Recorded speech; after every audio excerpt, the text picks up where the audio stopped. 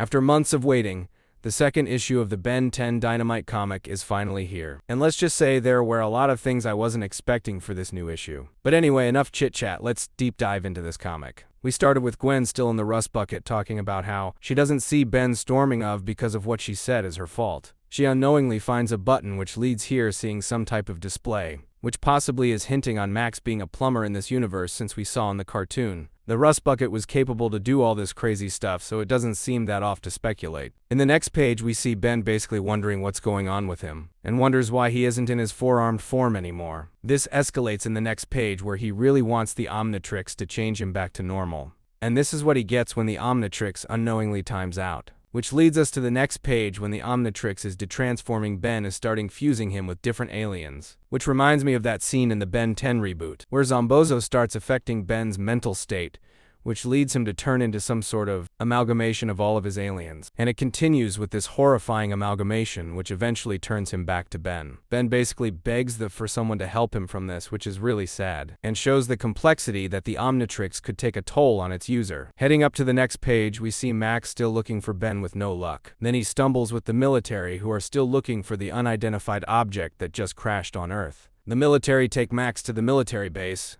and this is where we see Colonel Rosem again, who when meeting Max starts asking Max for the legitimacy of his summer road trip. Since the Omnitrix happened to crash right after they already started the summer vacation, Rosem continues, but Max strikes back and says it was just a coincidence. Rosem talks about how he knows about Max's past, suggesting that Max may still have his plumber history here and even revealed early. In the next page we see Ben in the woods looking at the sky and sees something coming through it. Ben thinks it's like the Omnitrix again, which isn't true, and actually turns out to be Crab, whose new design looks as cool as ever. Crab talks about how he sees Earth, as in backward rock, and starts tracking the watch. In the next page we see the military still looking for the watch. As they go, they begin to realize there's another single there as we know as Crab, and Ben is still hiding to wait for the perfect moment to run from them. Ben makes a run for it, and the military spot him, and are now on his trail. Ben sees the Omnitrix is activating, and tries to stop it from doing it, but it doesn't work.